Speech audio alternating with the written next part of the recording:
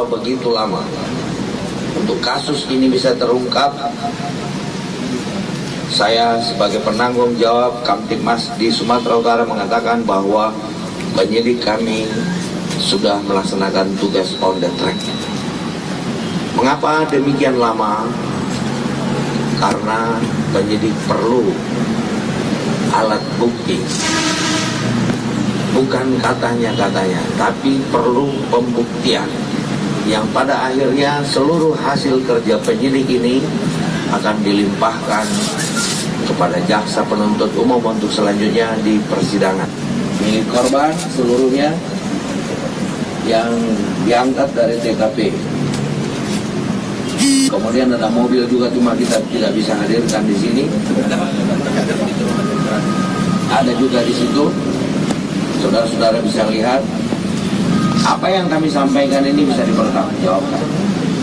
Sementara ini adalah alat-alat bukti milik para pelaku yang digunakan untuk melakukan kejahatan pembunuhan, mulai dari bed cover, sarung bantal yang. Terima kasih pemirsa, Anda kembali masih bersama kami di Newsroom, dan siang hari ini kami akan membahas tema perselingkuhan berujung pembunuhan. Dan untuk membahas itu semua sudah hadir bersama saya di siang hari ini yaitu pakar hukum perdata keluarga Ibu Neng Zubaidah. Selamat siang Ibu Neng. Selamat siang. Dan selain itu hadir pula psikolog yaitu Bapak Muhammad Iqbal. Selamat siang Pak Iqbal. Nah tadi kita sudah saksikan nih ada tayangan tadi ya Pak, menyatakan bahwa pelaku dari pembunuhan ini adalah istrinya sendiri. Itu dimana adalah keluarga dekat. Menurut Ibu Neng dan Pak Iqbal, bagaimana menanggapin kasus ini? Bisa ke Pak Iqbal dulu. Ya, saya kira turut prihatin dengan kasus ini. Ini secara umumnya adalah gambaran gunung es di Indonesia, bahwa fenomena permasalahan keluarga itu sudah sangat memprihatinkan. Khususnya isu-isu tentang ketahanan keluarga, perselingkuhan. Apalagi di era digital sekarang dengan adanya sosial media, ruang-ruang untuk runtuhnya keluarga itu semakin luas dan terbuka. Dalam kasus ini saya melihat memang polisi perlu mendalami tentang motif. Kalau tersangka ini terbiasa berbohong, dari awal dia sudah berbohong bahwa tidak membunuh suami dan ternyata dialah adalah pelakunya, tentu saja kita tidak bisa mempercayai sepenuhnya apa yang dia ungkapkan. Yang pertama, kalau kita lihat kenapa orang tega membunuh, yang pertama kalau dalam teori psikologi adalah orang-orang yang regulasi emosinya sangat rendah atau kecerdasan emosinya rendah. Dia berpikir sangat pintas, jalan pintas, dan tidak mau berdiskusi ataupun tidak terbiasa dengan dialog, sehingga dia memiliki sakit hati yang dalam. Yang kedua adalah teori balas dendam. Ini penting. Nah, tadi kalau dia mengutarakan dia disakiti, dia diselingkuhi, ini mungkin salah satu pemicu iya. Tetapi mungkin ada motif yang lebih dalam, bisa jadi misalnya harta dan lain-lain. Karena memang si pelaku ini pun memang istri kedua seperti itu ya. Betul, dalam sejarahnya juga begitu. Nah, tetapi memang yang harus kita lihat dari fenomena kasus ini, ada banyak sebenarnya keluarga-keluarga yang tidak sehat, tapi memaksakan diri untuk berjalan bersama tanpa adanya pendampingan atau akses kepada layanan untuk konsultasi atau konseling. Ibu Neng nih melihat kasus ini tadi kan dibilang kalau ada percekcokan karena keluarga banyak yang tidak sehat, dan sempat juga diungkapkan oleh si pelaku dia sudah meminta cerai sebenarnya tapi tidak diperbolehkan. Ibu Neng memandangnya bagaimana? Dalam hal ini menurut saya komunikasi di antara suami istri itu kurang bagus. Karena di dalam suatu perkawinan, dalam suatu rumah tangga, itu dalam satu keluarga, itu komunikasi sangat penting. Mengapa? Kan di dalam peraturan perundang-undangan sendiri, terutama di sini dalam hukum perkawinan, itu adalah antara suami istri saling membimbing, saling mencintai, saling menyayangi, kemudian saling menjaga kehormatan. Nah, dalam hal ini saya melihatnya itu tidak tampak. Apabila kita melihat dari info yang kita terima. Selain itu juga yang saya ketahui juga katanya itu masalah waris lah apalah. Nah, sebetulnya katakanlah seandainya seorang ayah atau seorang suami meninggal dunia, itu sudah dijamin kok oleh undang-undang. Hak si istri, hak anak gitu. Itu tidak usah lagi ada kecemasan-kecemasan hanya karena masalah harta, sehingga ayah dari anak kandungnya sendiri itu dibunuh. itu bukan solusi kalau menurut saya. Oke, tapi memang si pelaku mengatakan bahwa sebenarnya dia ingin bercerai, tapi si korban tidak memberikan hak tersebut gitu, karena mengingat korban ini adalah seorang hakim. Dia bilang nanti kalau kita bercerai akan malu saya. Itu bagaimana, Bu? Dalam hal ini kalau menurut saya, kalau memang si istri itu hendak bercerai, itu sudah diberikan peluang juga oleh undang-undang. Itu karena dia beragama Islam, tentunya bisa mengajukan gugatan cerai ke pengadilan agama. Tidak dengan dilakukannya tindak pidana pembunuhan. Itu bukan solusi. Jadi katakanlah itu untuk nama baik. Tapi dalam kehidupan rumah tangga itu kita menjaga nama baik atau kita menyelesaikan dengan baik. Saya kira bukan suatu celaan kalau misalkan suatu rumah tangga itu terjadi perceraian atau apa, itu bukan suatu celaan kalau menurut saya. Iya, betul. Lalu Pak Iqbal sendiri melihat dari kasus ini, kalau kita bisa lihat dari cerita si pelaku bahwa dia adalah korban juga sebenarnya dalam kasus rumah tangga itu. Bisa jadi begitu, tetapi sekorban-korbannya dia pun dia tidak boleh melakukan kejahatan. Nah, untuk itu ada beberapa ciri-ciri pelaku yang mungkin harus mungkin ketika ada keluarga saat ini di rumah ya, melihat yang pertama adalah orang-orang yang obsesif. Orang-orang yang posesif juga ya. Orang-orang yang pencemburu, orang-orang yang sudah susah mengendalikan diri, mudah marah, dan orang-orang yang agresif, ini sangat berpotensi menjadi pelaku kejahatan atau kriminal. Karena mereka memiliki regulasi emosi yang rendah. Dan dalam hal ini sebenarnya kenapa dia bisa tega berpikir singkat? Karena pertama dia mungkin tidak mengetahui tentang aturan hukum seperti Bu Neng tadi tentang bahwa istri punya hak untuk melakukan yang namanya khulu. Cerai. Ketika dia diselingkuhi dan berzina itu sudah memenuhi syarat secara syariat. Tetapi yang terpenting adalah bagaimana dia mengkomunikasikan ini dengan pasangannya, ketidaksukaannya, ekspresinya. Berarti ini kurangnya komunikasi di dalam keluarga ini ya. Kurangnya ekspresi, kurangnya kemampuan untuk mengatasi masalah. Dan kurang mencari tahu. Betul, ditambah lagi ada pihak ketiga. Ini menjadi akhirnya komplit masalah ini. Dan ini saya kira ke depan harus dicegah. Makanya saya kira di DPR kita mengedepankan teman-teman untuk membuat namanya RUU Ketahanan Keluarga supaya dengan adanya fenomena ini kita membuka mata bahwa ada masalah yang besar di keluarga Indonesia. Dan untuk itu perlunya RUU Undang-Undang Ketahanan Keluarga ini membuka mata pemerintah bahwa sebenarnya tidak boleh ada lagi kejadian-kejadian seperti ini. Dulu di Aceh juga ada kasus suami yang digranat loh oleh istrinya. Dan ini bukan yang pertama kali, ada banyak lagi sebenarnya kejadian-kejadian yang mungkin tidak terungkap. Berarti sebenarnya butuh juga kayak penyuluhan gitu ke keluarga-keluarga bagaimana membina keluarga dengan baik. Tapi kita tahan dulu Pak Iqbal dan Ibu Neng, kita akan jeda dulu, tetap bersama kami di Newsroom.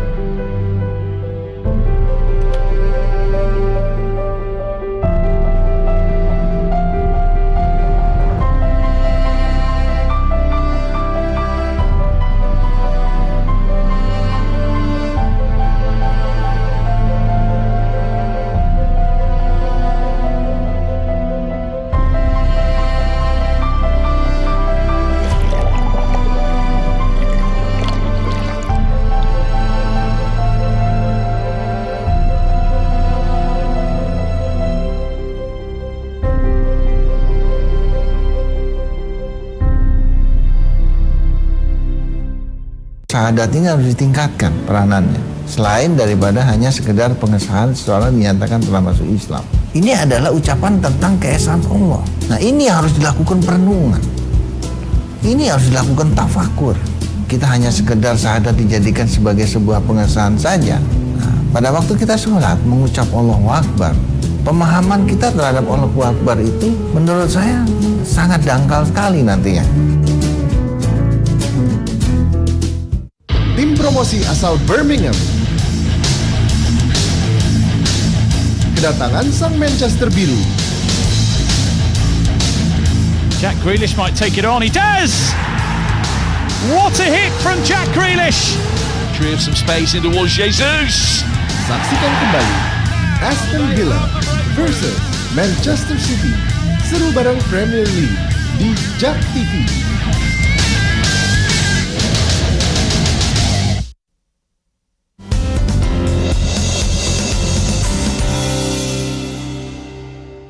Saya bilang sama asisten rumah tangga saya, Kak, tolong kakak cuci ini baju dulu ya. Maksudnya baju untuk hari keberangkatan kami umroh gitu kan. Cari gitu sampai apa. Ini dulu kakak persiapkan ya, kakak cuci biar saya simpan dulu yang rapi punya dia.